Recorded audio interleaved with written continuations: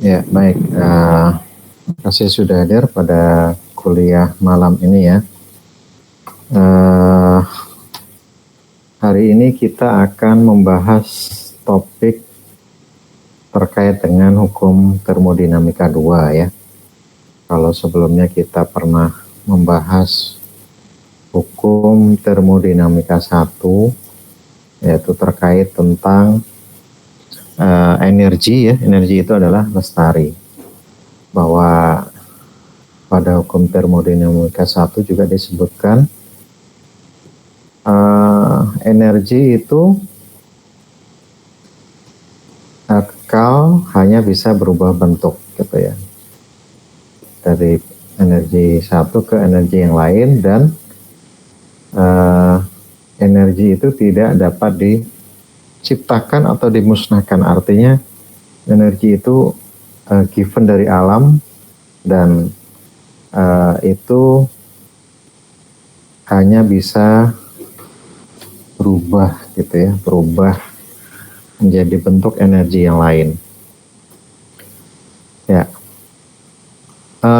terkait hukum termodinamika 1, ini materi sudah sudah muncul di layar Anda ya. Hukum termodinamika itu kan ada 3 ya, ada 4 ya. Jadi hukum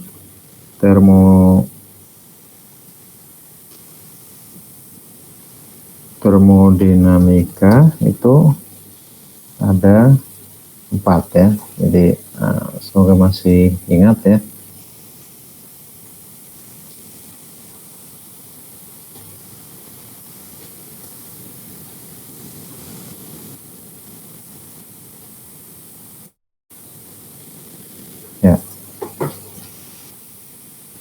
Ya, yang pertama hukum termodinamika ke-0 ya. Jadi yang pertama hukum termodinamika 0 ya, ke-0, yaitu apabila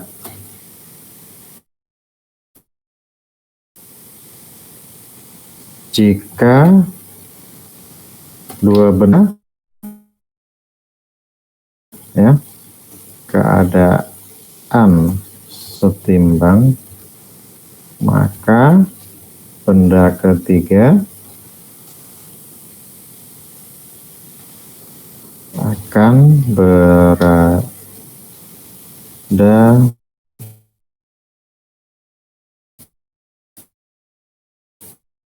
pada yang sama ya. Dua timbang, benda ketiga itu setimbang antara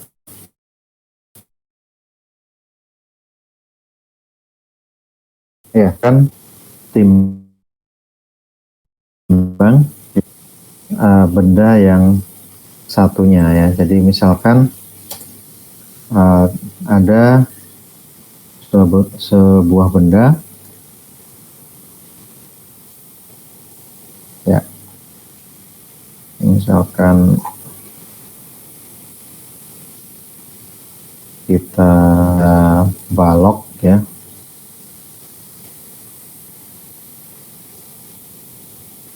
nah ini ada balok, benda A, ini benda B,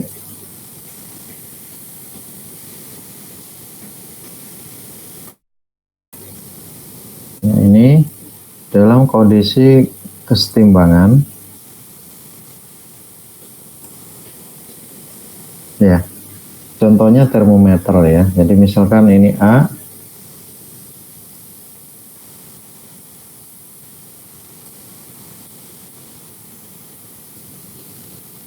ini B ya. AC berada dalam kesetimbangan yang sama dengan A misalkan ya. Ini termometer. Ini aplikasinya ini termometer ya. Maka ya suhunya misalkan 60. Nah, ketika dicek di sini dengan C,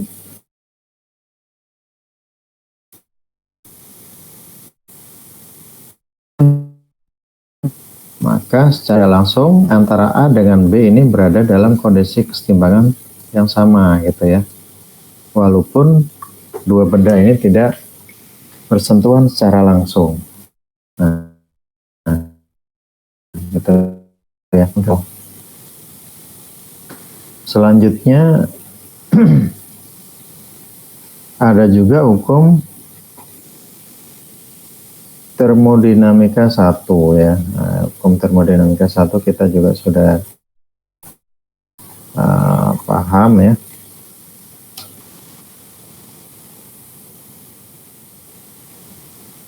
Ya, hukum termodinamika 1 itu tentang kekekalan energi ya. Tentang kekekalan, bahwa energi itu yang pertama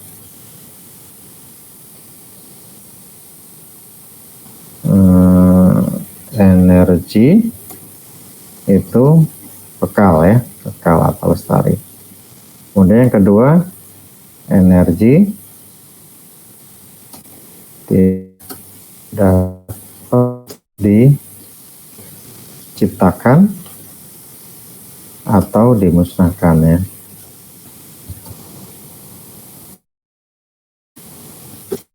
Implikasinya ini kita sudah belajar ya tentang hukum termo 1, tentang hukum kekekalan energi, yaitu pada massa ya. Jadi kita belajar tentang bahan energi dengan kerja dan kalor ya. Jadi muncul kesetimbangan massa dan kesetimbangan energi. Kemudian ada juga hukum termodinamika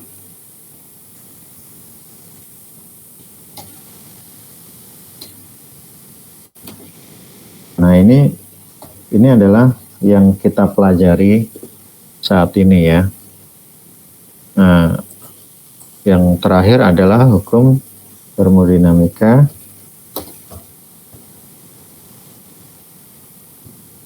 tiga ya. Jadi hukum termodinamika ini tentang pada suhu absolut ya. Pada suhu absolut, yaitu pada berapa suhu nol absolut sorry ya. Nol absolut itu berarti 0 Kelvin ya. Maka benda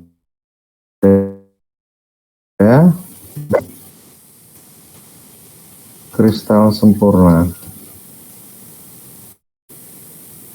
Ya, karena suhunya sangat rendah dalam keadaan kristal sempurna. Artinya molekulnya itu dia tidak mengalami perubahan ya. Tidak, dan di sini jadi artinya pada saat itu molekul dalam keadaan diam gitu ya, tidak berubah, tidak bergerak. Maka di sini kalau entropi itu adalah suatu derajat keacakan ya, suatu energi, maka pada suhu 0 tersebut maka entropi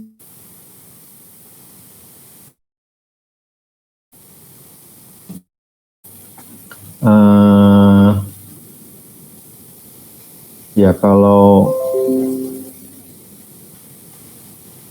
entropinya 0 berarti bagus ya. Jadi pada suhu 0 absolut artinya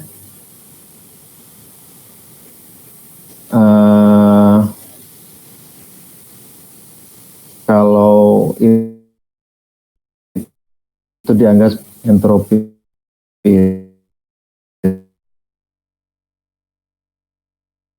itu itu, maka rugi-rugi gitu ya, tidak mengalami rugi-rugi.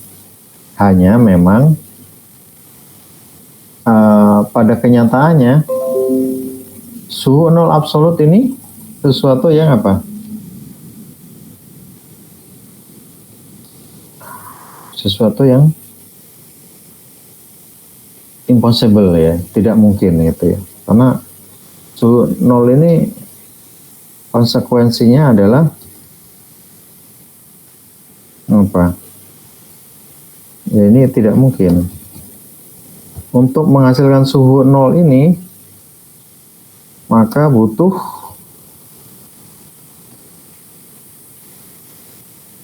energi yang sangat besar ya.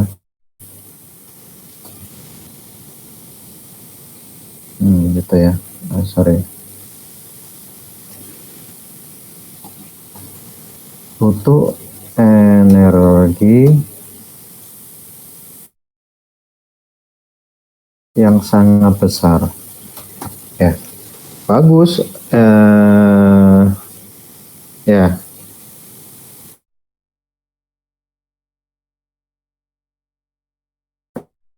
Karena 0 derajat absolut itu ya suhu. Anda bayangkan kalau untuk mencapai ya kulkas saja ya minus 20 derajat ya minus 10 sampai minus 20 derajat itu butuh energi yang luar biasa besar gitu ya, apalagi di bawah itu ya. Ngebayang ya, alat refrigeran seperti apa, kompresornya kerjanya seperti apa ya, tekanannya harus sangat tinggi sekali ya. Artinya untuk menghasilkan tekanan yang sangat tinggi ya membutuhkan energi yang sangat besar juga ya, kerja kompresinya sangat besar. Ya, sebenarnya ini konsep yang bagus ya. Apalagi ini biasanya dikaitkan dengan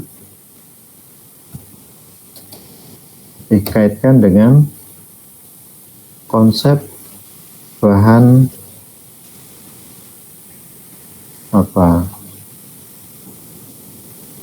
bahan superkonduktor ya.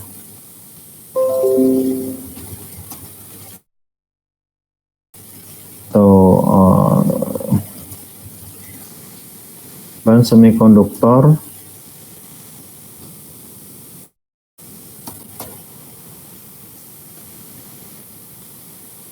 ya.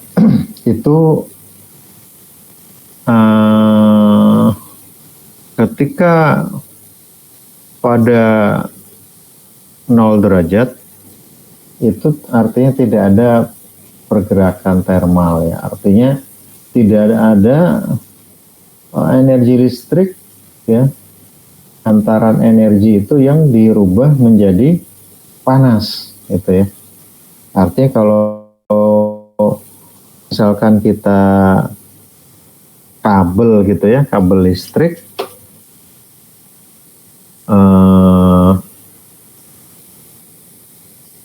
kemudian sangat panjang sekali ya, biasanya sampai berkilo-kilo, maka itu energi listrik itu akan sebagian besar itu berubah menjadi panas. Makin panjang makin energinya itu berubah menjadi panas.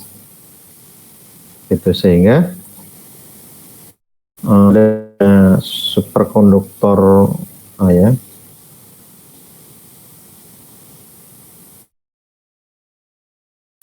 Ini sangat menjanjikan ya, karena pada bahan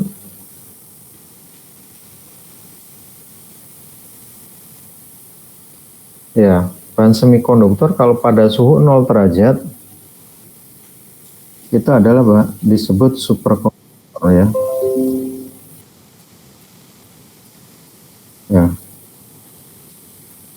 Nah ini sangat menjanjikan ya, karena losses atau rugi-ruginya sangat rendah gitu ya.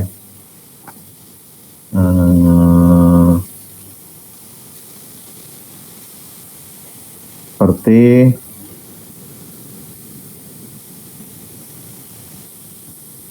apa itu,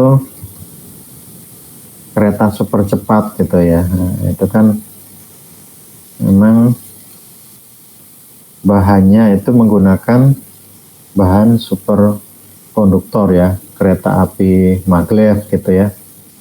Karena memang efisiensinya sangat tinggi ya, rugi-rugi sangat rendah, sehingga itu sangat menjanjikan ya. Ya, tapi memang konsekuensinya sungguh yang sangat rendah itu tentunya membutuhkan energi yang besar pula gitu ya. Ini itu suatu yang memang bertolak belakang ya, efisiensi tinggi tapi kok butuh energi yang sangat besar ya. Jadi ini terkait hukum termodinamika 1 sampai 3 ya. Nah, kita masuk pada hukum termodinamika 2 ini ya. Nah, ini setelah kita tahu ya hukum termo 0, 1, 3 ya. Nah, hukum termodinamika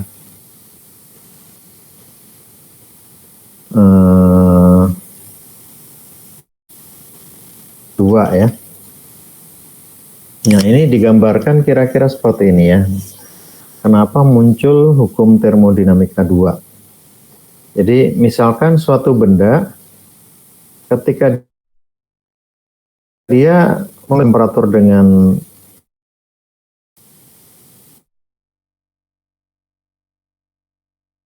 sekelilingnya ini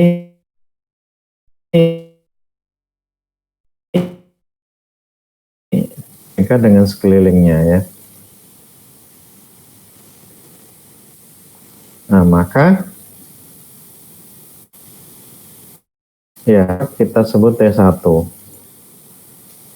Maka karena ada perbedaan temperatur, maka terjadilah heat loss ya, perpindahan panas dari benda yang memiliki temperatur lebih tinggi, yaitu T1, menuju ke sekeliling yang temperaturnya T0 ya. Nah, jadi seiring dengan waktu dia akan membuang kalor sampai kondisinya benda ini menjadi T0 ya. Jadi kalau T lingkungan T0, di situ juga T0, sehingga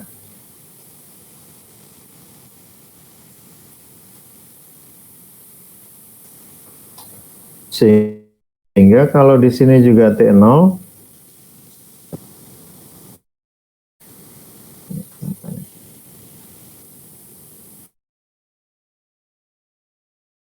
maka kalor berhenti ya, karena kondisinya pada kondisi energi yang sama ya, energinya sama. Jadi ini T0, ini T0 ya. Nah, begitu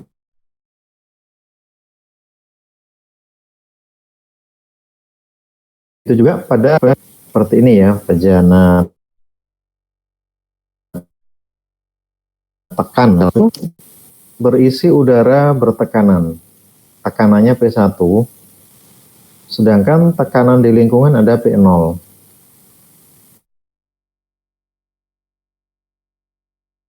Nah, maka seiring dan waktu udara ini dia akan keluar ya. Jadi ketika udara bertekanan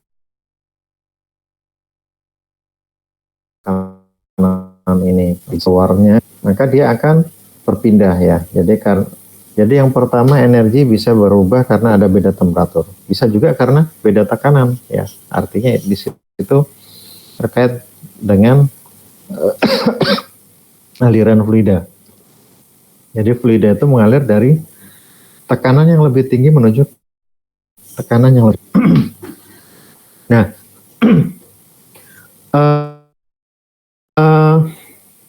energi ini dia akan berhenti pada saat P0 gitu ya. Di sini juga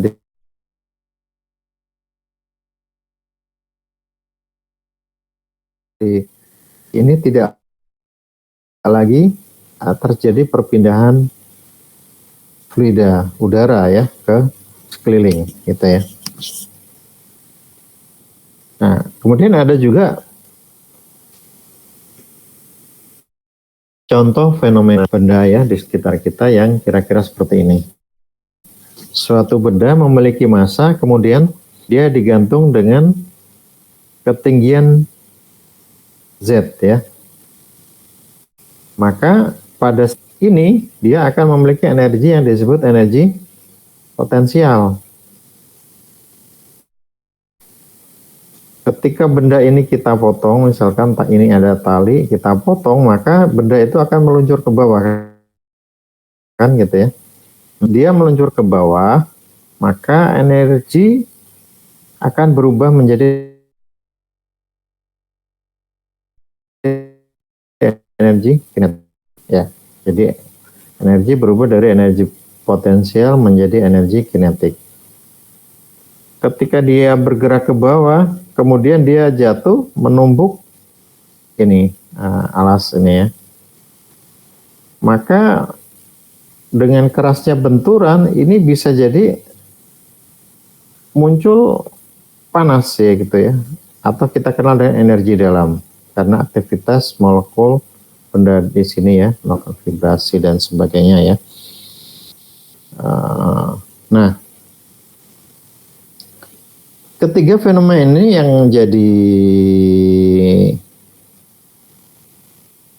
ketika kita hubungkan dengan hukum termodinamika 1 bahwa energi itu kekal, maka seharusnya ketika energi panas ini hilang ya, jadi ini kan setelah menumbuk panas.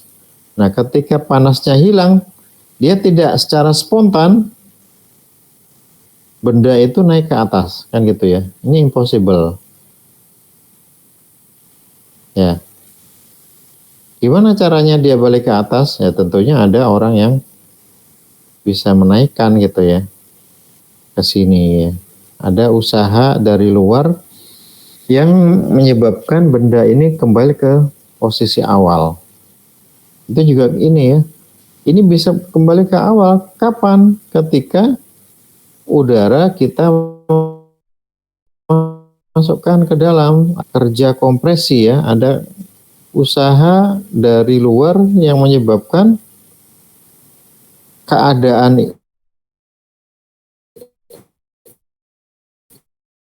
ini menjadi benda bertekanan. Itu juga ini ya, dia ketika sudah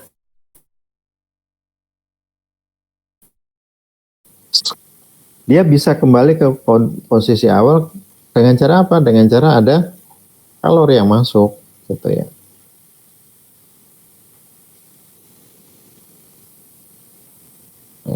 Key aja ya. Key input ya, key in. Nah, kalau ada key in masuk, nah ini mungkin ya. Nah, ini ada W masuk, nah itu bisa jadi. Ini juga gitu ya. Ketika bisa terjadi ketika W ya. Nah, fenomena ini tidak dijelaskan ya di hukum termodinamika 1 gitu ya. Jadi pada hukum termodinamika 2 ini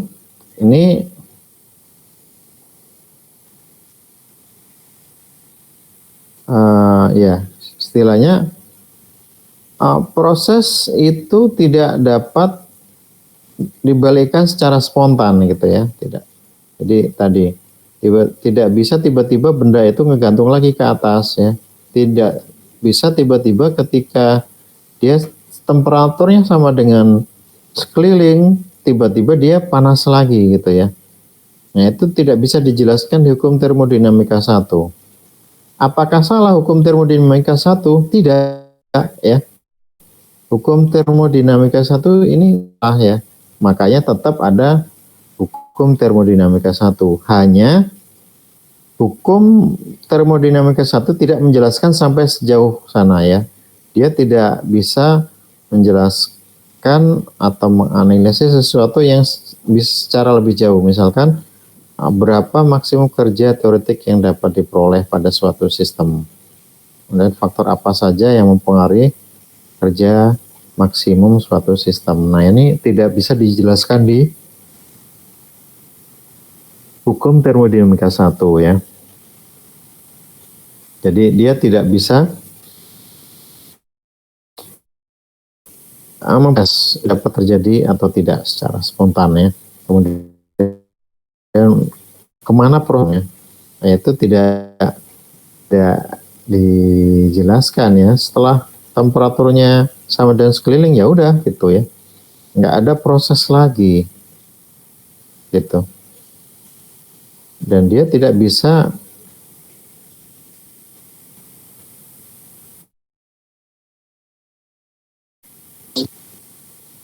proses selanjutnya seperti apa gitu, ya.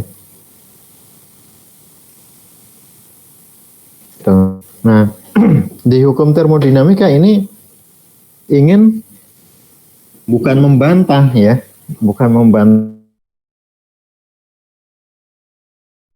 hukum termodinamika, ya,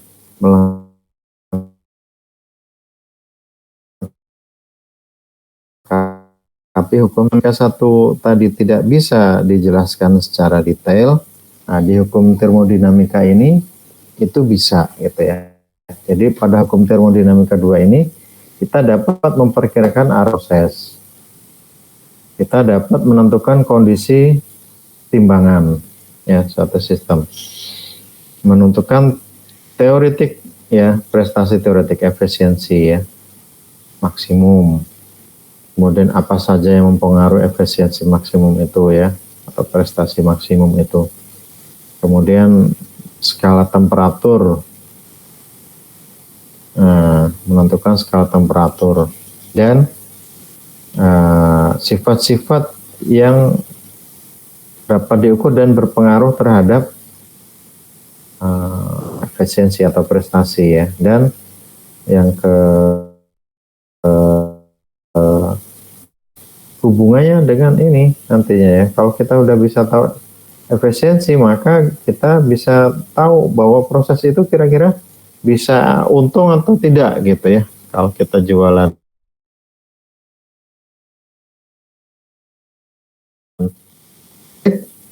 itu lebih murah daripada harga biaya operasional gitu, ya.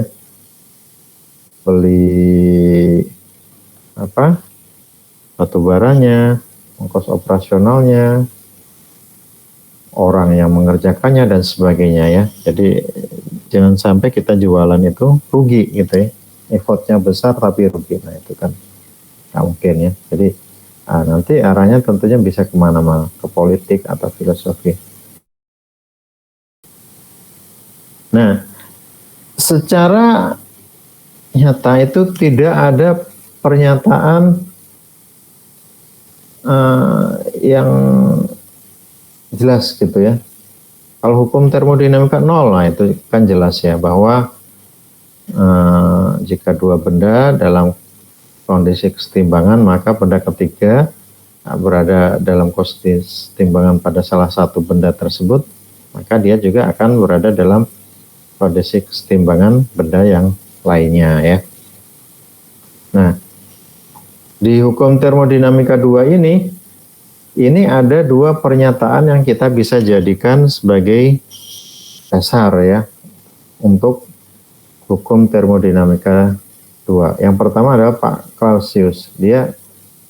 Beliau menyatakan, ya, bahwa tidak mungkin suatu sistem apapun bekerja sedemikian rupa sehingga hasil satu-satunya adalah perpindahan energi sebagai panas dari sistem yang lebih dingin ke sistem yang lebih panas.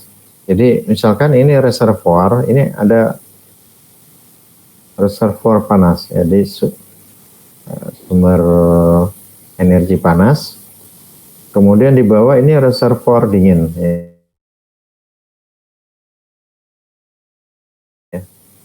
Metal bar.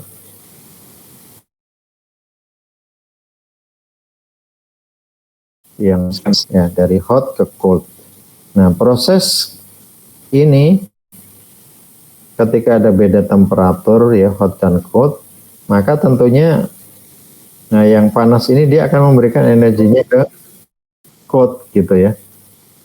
Jadi dia akan memberikan energinya pada daerah yang lebih dingin tentunya ya. Nah, menurut Clausius ini wajar ya. Ini yes gitu ya. Kalau saya yes.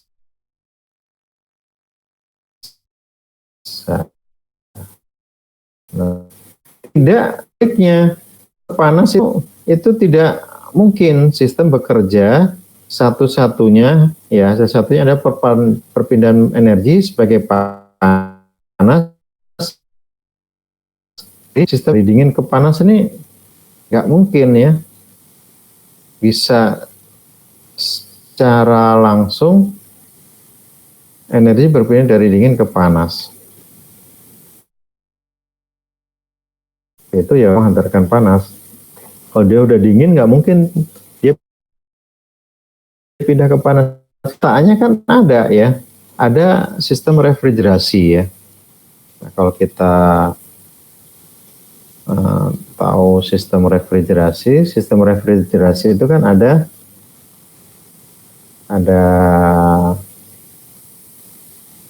kira-kira gini ya, ada evaporator atau indoor ya, bagian indoor, ada bagian outdoor ya, ada bagian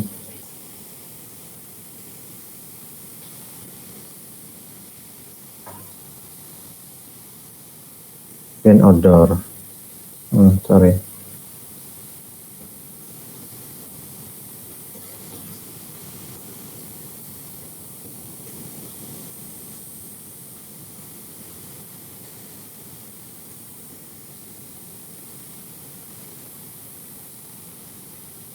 Ya, maka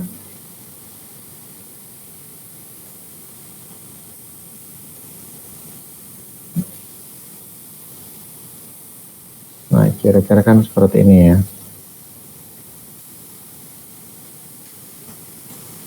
Ada di sini, ini ada katup ekspansi.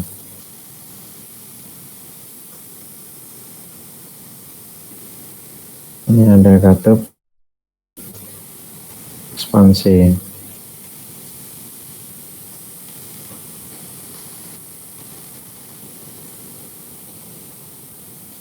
Ya, di sini evaporator atau indoor yang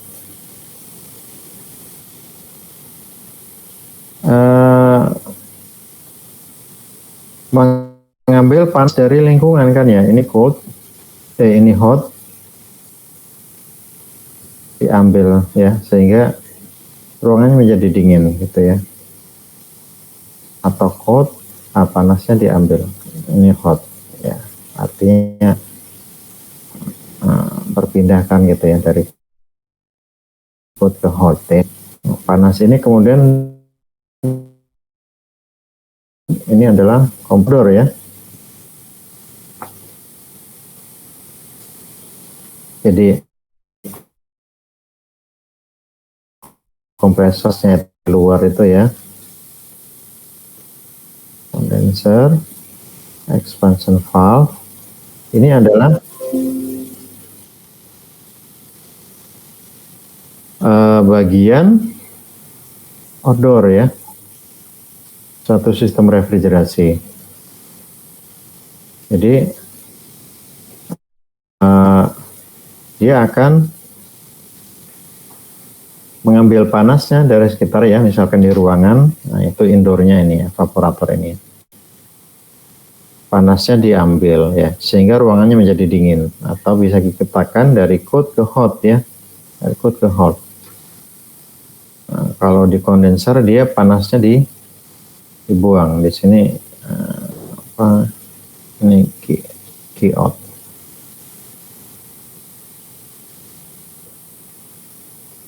Key out. Nah, keluar ke sini ya.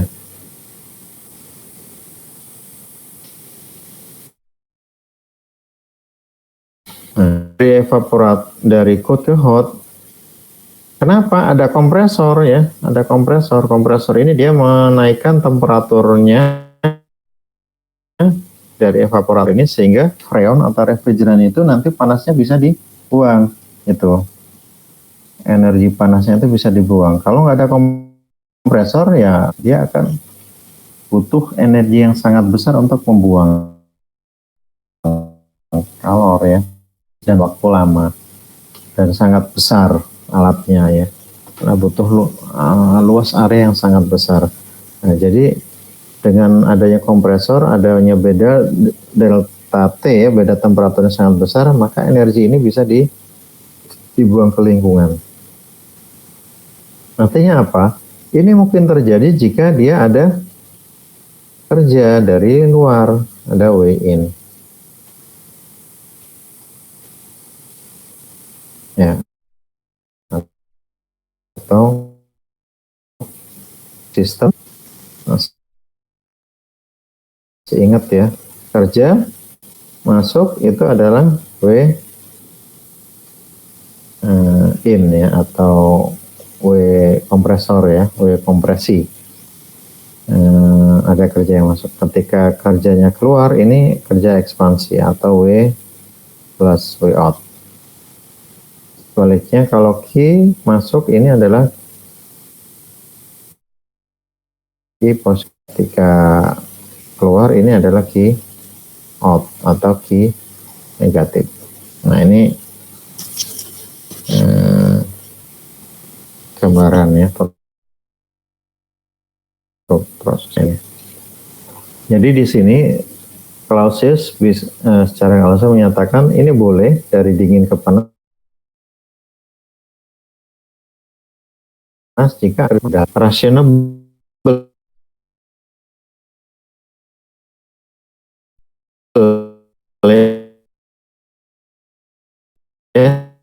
Jadi tapi dari dingin ke panas nggak bisa secara spontan berubah ya, harus ada energi yang masuk ke dalam sehingga dia berubah. Sama juga dengan ini tadi ya, ini bisa berubah ketika ada energi yang dimasukkan kan, sehingga masanya naik lagi ke atas. Ini juga gitu, ini juga sama ya, ada energi berupa kalor yang masuk ke dalam benda ini ya, bendanya panas lagi. Nah, kemudian yang kedua adalah Kelvin Planck ya. Nah, Kelvin Planck ini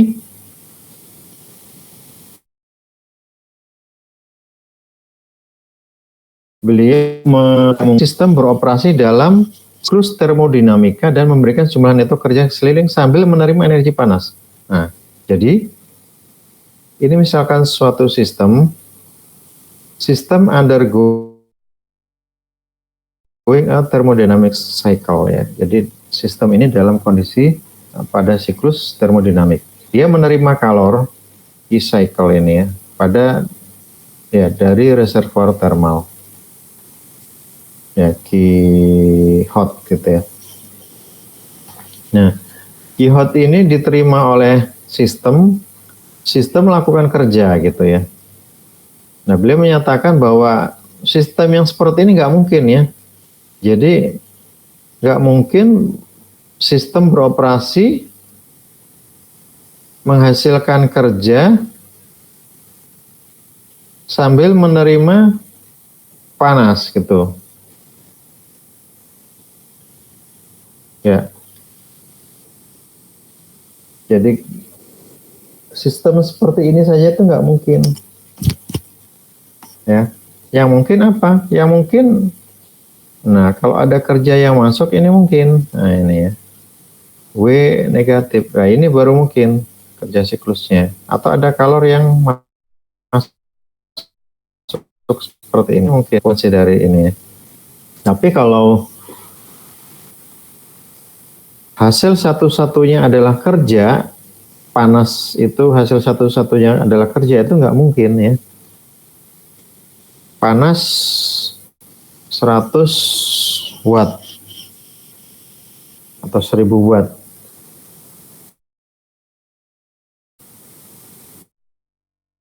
Mungkin ya, nggak mungkin. Satu hasilnya itu adalah kerja, itu nggak mungkin gitu ya. Jadi berdasarkan Clausius dan Kelvin Planck itu, ini sistem A ya. A itu berarti kan ini panas yang bawa reservoir dingin ya, cold reservoir. Nah, cold ke hot ini nggak mungkin ya. Artinya agar, nah yang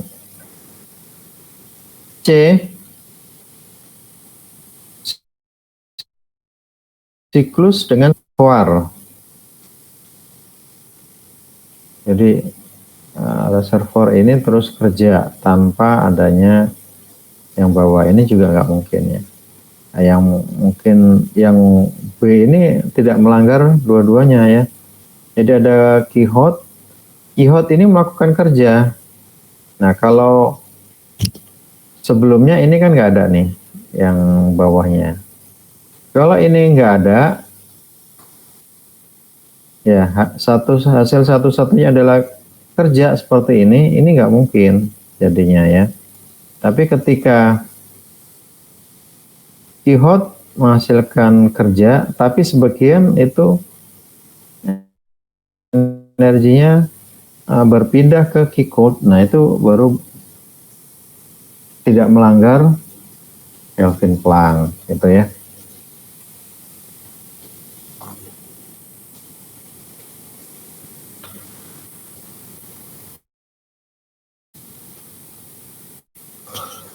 Ya.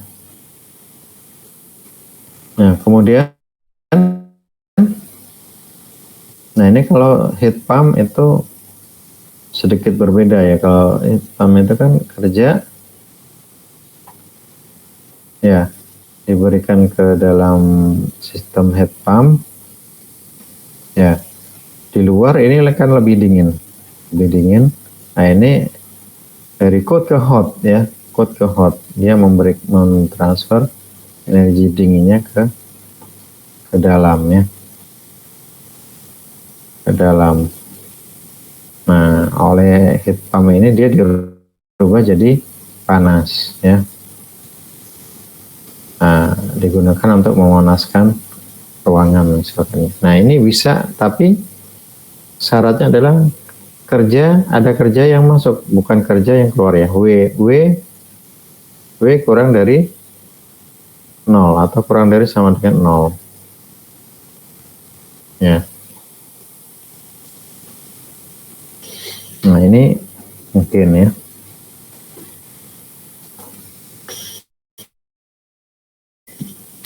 Jadi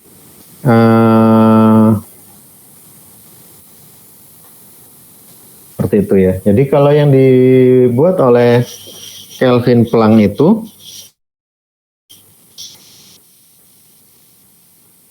gambarannya ini head reservoir panas, kemudian dia memberikan panas ke sistem. Nah, ini misalkan sistemnya ini adalah suatu paddle wheel ya, kemudian ini poros, kemudian ini puli dan massa. Nah, ketika benda ini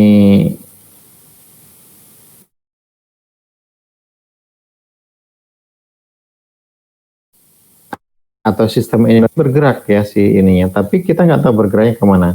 Jadi apakah dia bisa menjamin bahwa ketika dia dipanaskan bergerak ke atas? Ya ini nggak mungkin ya, nggak mungkin. Ketika panas diberikan ke sistem, itu pedal wheel bisa jadi bergerak, tapi bergeraknya tidak terarah ya kalau tidak ada ini. Kata bergeraknya gas di sini ini acak ya, secara acak. Nah ini nggak mungkin terjadi. Nah, yang mungkin bisa terjadi adalah yang ini ya. Jadi ketika massa ini, ya benda ini memiliki massa berat, maka dia akan turun ke bawah. Nah, pilihan yang ini ya, bukan yang di garis putus-putus.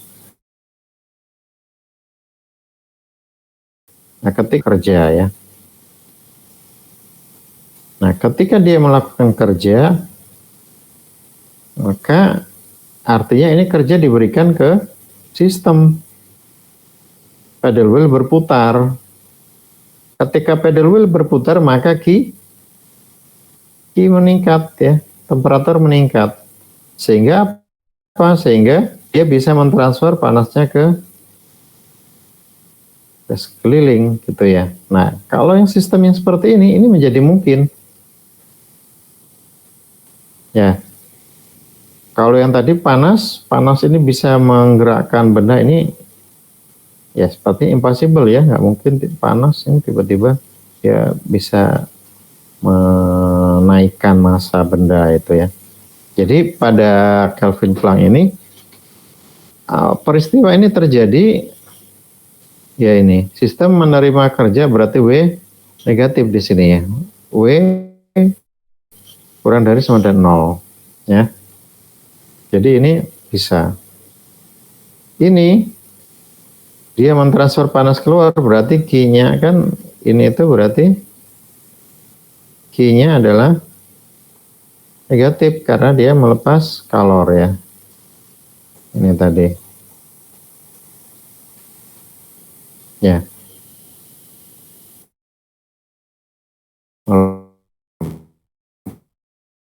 Melepas kalor Q negatif. Nah, Q negatif betul. Jadi dari teori Kelvin Planck ini, beliau ingin menyatakan bahwasanya, nah ini kan sistem dua ini saja nggak mungkin. Nah kalau ada yang ketiga ini baru mungkin. Ya kalau kita gambarkan proses seperti ini, kerja siklus adalah Q hot dikurangi Q cold ya, Q hot kurangi Q cold. Ya dan efisiensi itu adalah, efisiensi itu kan output bagi input ya. Jadi ini persamaan dasar output bagi input ya. Input.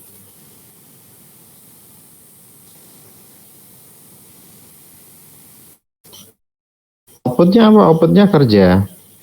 Inputnya adalah kalor input ya, Q in.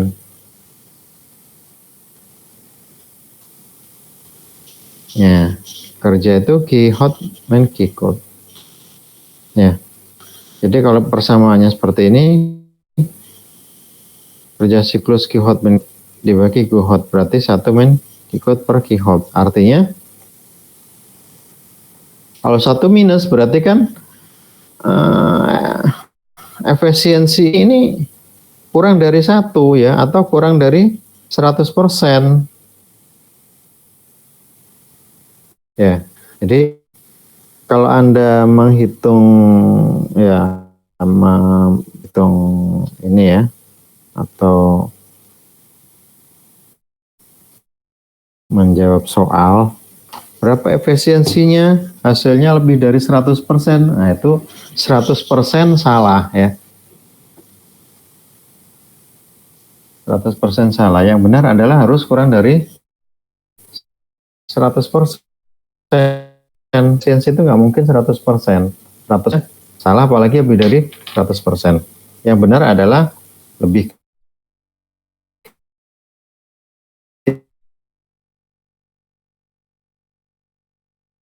kecil dari 100, pasti kurang dari 100. Sisa ini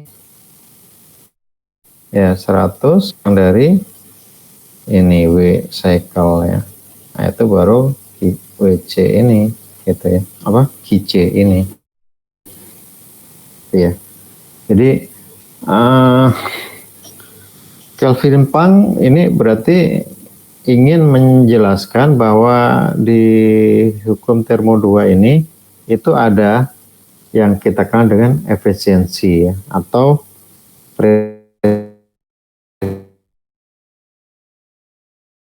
prestasi.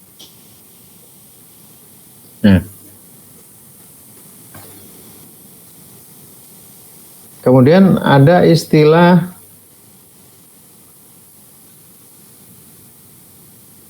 irreversibilitas ya, irreversibilitas.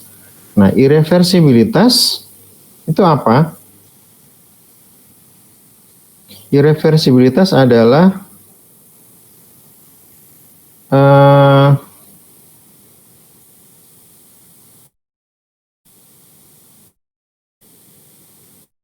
kalau di bahasa Indonesia kan itu ketakterbalikan gitu ya. Jadi ada reversibilitas itu mampu balik gitu. Kalau irreversibilitas berarti tidak mampu balik dia ya, atau ketakterbalikan. Artinya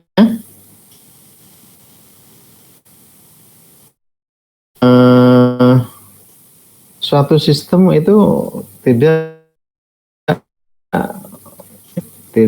mungkin kembali ke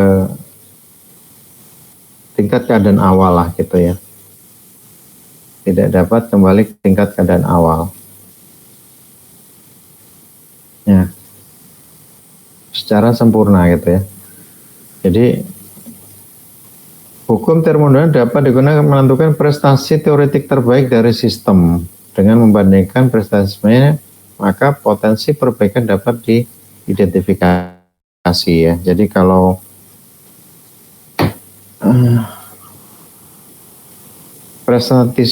prestasi teoretik terbaik artinya apa?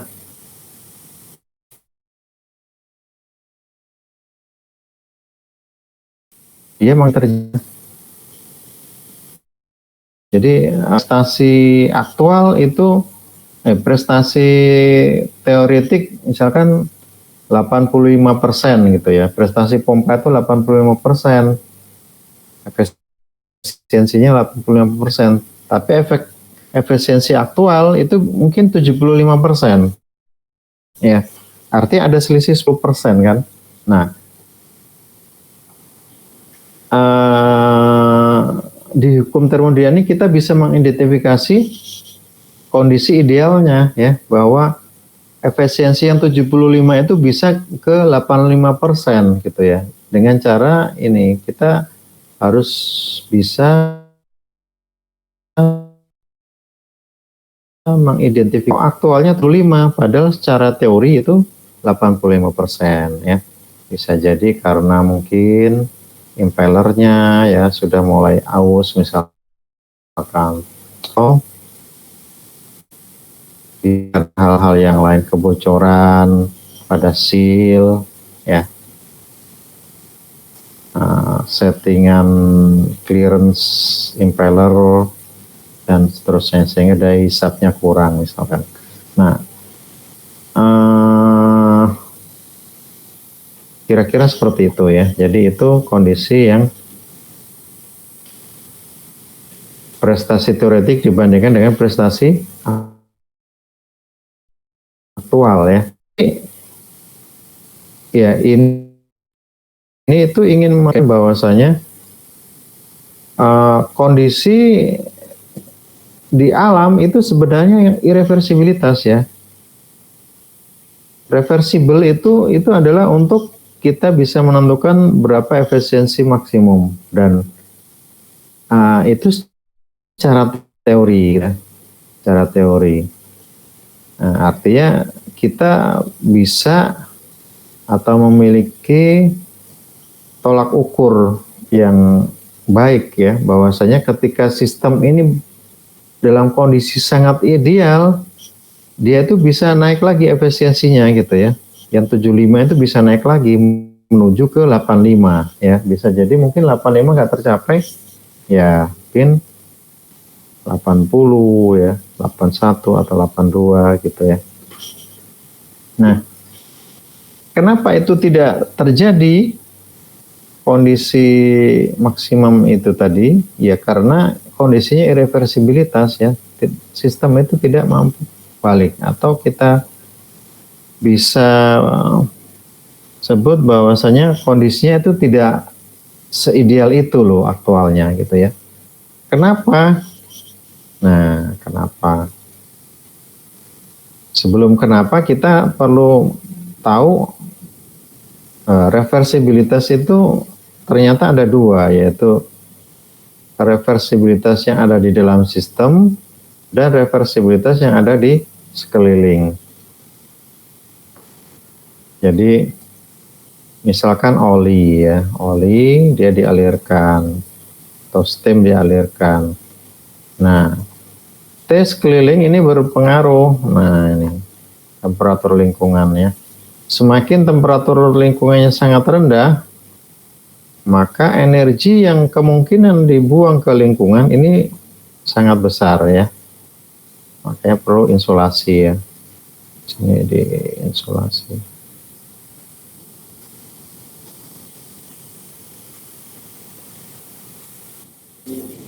Ya, itu ya.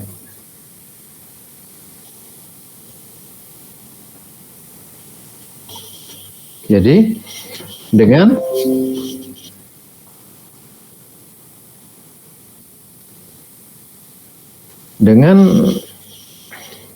kondisi seperti ini ya, oh ternyata ada faktor dari luar ya.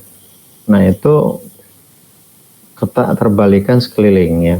Makin rendah temperatur luar, maka makin besar kemungkinan keterbalikannya ya. Lossesnya semakin besar. Itu. Perpindahan panas juga sama. Pemanas ya, boiler pipa-pipanya ini ingin dipanaskan ya. Ada pakai gas, ada pakai uap air ya, ada juga pakai air panas misalkan ya. Nah ini beda-beda pilihannya ya. Itu bisa mempengaruhi peningkatan panas di dalam pipa ini tentunya ya.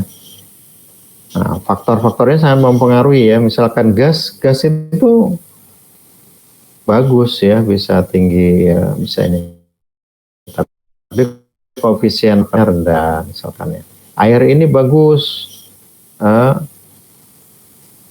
air mendidih itu ya, itu CP-nya tinggi misalkan, kalor jenisnya tinggi, penyerapan kalornya tinggi. Tapi ada tapinya ternyata, bahwasanya terbatas temperaturnya ya, dia di bawah temperatur kritis misalkan ya, atau subkritis. Nah itu faktor eksternal yang mempengaruhi sistem ini. Nah, tapi bisa juga faktor di dalam, misalkan misalkan viscosity ya. Viscosity itu mu biasanya disimbolkannya ya.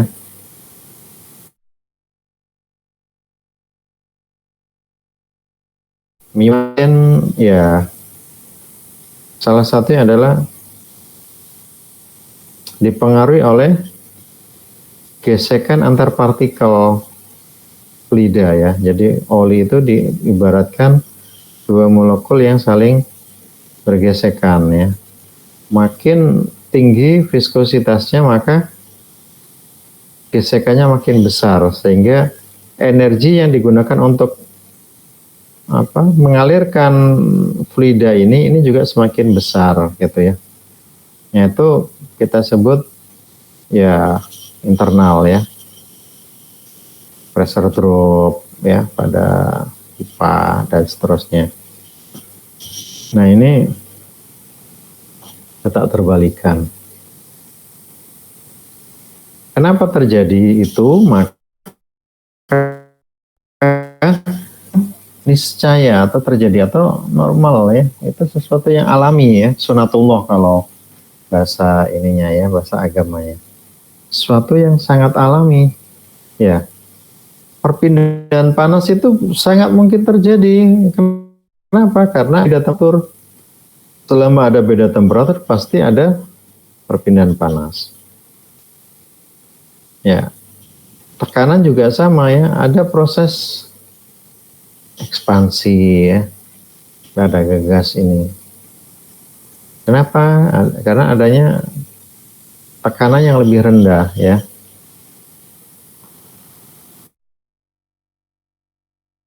Sehingga dia bisa ketika dilepas dia menuju ke tekanan yang lebih rendah. Ya, reaksi spontanitas bahan ya, karena ini ya. Ya, ini misalkan kebocoran-kebocoran ya. Kalau ini kehilangan panas ya pada suatu fluida ya, itu bisa jadi ya. Karena ada beda temperatur dan sebagainya. Solusinya insulasi misalnya. Ini solusinya berarti selnya harus bagus untuk mengurangi ini rugi-rugi ya. Reaksi bahan bakar pembakaran ya, reaksi spontan ini biasanya reaksi pembakaran dia tidak kembali ke kondisi awal lagi ya. Ketika lilin dibakar ya habis ya, dia nggak kembali ke kondisi awal ya. Batu bara gumpal misalkan dibakar ya, setelah habis jadi abu ya, tidak lagi kembali ke kondisi awal ya. Kemudian ya adanya beda posisi ya, adanya reaksi-reaksi itu ya, karena beda komposisi dan sebagainya. Kemudian kalau benda bergerak itu ada gesekan ya. Makin besar gesekannya, makin besar energi yang digunakan untuk menggerakkan benda tersebut. Artinya kehilangan energinya semakin besar ya. Jadi kalau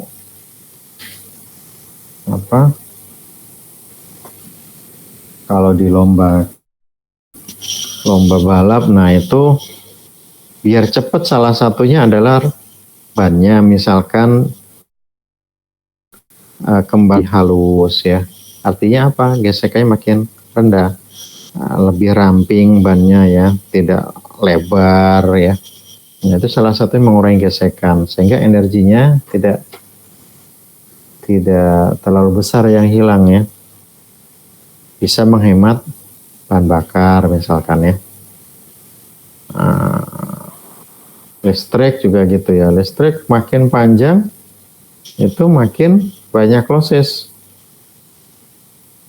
Ya, makanya kalau di PLN itu atau di Dinas Pertambangan Energi itu dia ada aturan bahwasanya kita bisa pasang energi terbarukan, misalkan apa solar cell ya atau mikrohidro ya. Itu syaratnya jaraknya minimal 1 kilo dari sumber PLN. Ini PLN ya. Nah, ini ke sini ini masih 1 kilo gitu ya. Nah, ini kalau kabel 1 kilo ini kan lossesnya besar sekali ya. Bisa jadi nggak jadi listrik, jadi panas doang ya. Jadi panas tahanannya. Sehingga ini dikurangi. Termasuk kenapa kok nggak pakai kabel bawah tanah ya. Salah satunya itu tadi ya. Rugi-ruginya besar ya. Kapal nyangkut dan sebagainya ya. Ya, histirisis ya pada magnet itu kalau kita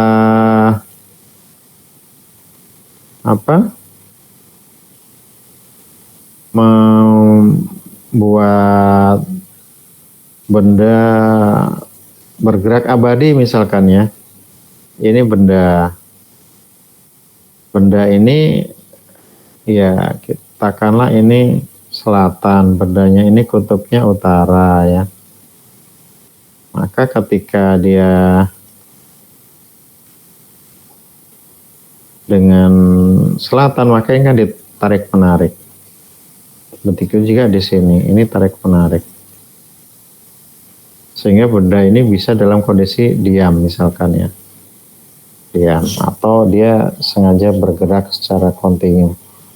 Nah, ini mungkin terjadi, tapi kenapa kok fenomena di alam ini nggak ada benda yang abadi ya? Karena pasti ada rugi-rugi walaupun kecil ya, histerisis ya.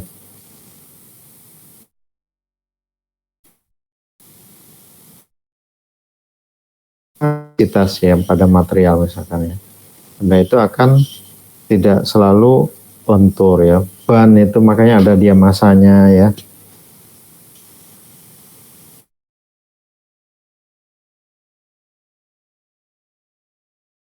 Setelah sekian tekan elastis, rugi-rugi makin besar. Ya, jadi kalau bandul seperti ini benda ini bisa mampu balik kan gitu sebenarnya ya, kalau dia bergerak. Nah, reversible gitu ya, kembali ke kondisi awal ya. Nah, ini di sini mungkin bisa jadi di sini ya bergeraknya 30 derajat gitu ya. Nah, ini bisa terjadi, tapi kenyataannya kan nggak gitu ya. Katanya pasti dia akan menuju ke kondisi diam di sini. Ya, makin kecil rugi-rugi energi di sini, gesekan ya makin lama gitu. Makin lama saja, tapi karena adanya gravitasi,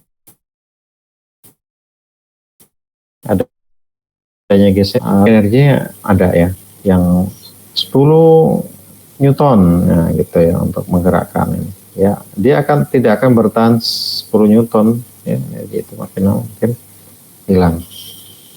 Ini juga gitu ya. Ketika benda ditekan itu lama-lama juga akan kembali ke awal ya. Gitu ya. Karena apa? Adanya kebocoran dan seterusnya ya. Ya, baik, mungkin itu yang bisa saya sampaikan untuk pertemuan pertama terkait topik energi hukum termodinamika 2 ya. Silakan kalau ada yang ingin ditanyakan.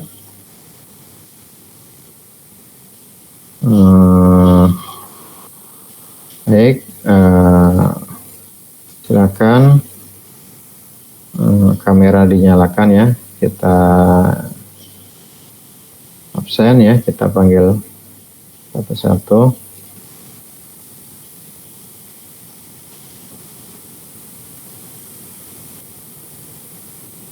Ini kita panggil yang kelas E ya, kelas E dahulu.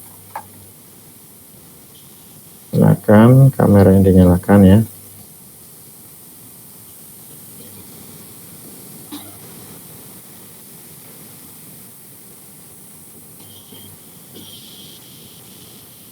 Kelas E. Yenro Al-Ramadhani ada? Hadir, Pak. Oke, Restu Triadi. Hadir, Pak. Iqmal Akbar. Hadir, Pak. Mohon izin.